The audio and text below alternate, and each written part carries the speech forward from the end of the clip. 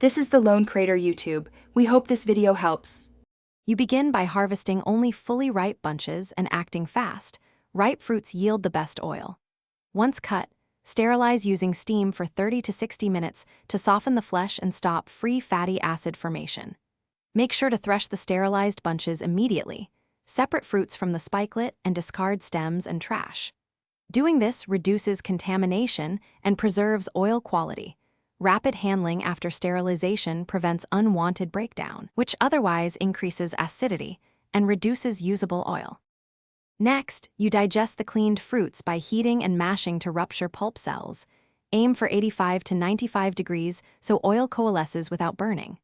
Once the mash is uniform, transfer to a mechanical screw press or hydraulic press and apply steady pressure.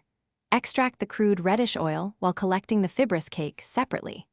Make sure to filter the pumped oil to remove solids.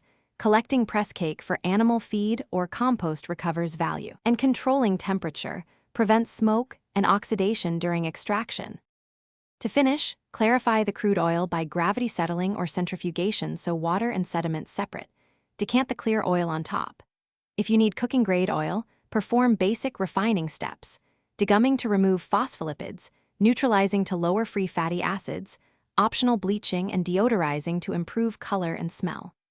Once clarified or refined, cool to room temperature and store in sealed, dark containers at about 20 to 25 degrees. If oil turns cloudy or smells rancid, check for moisture contamination and repeat clarification.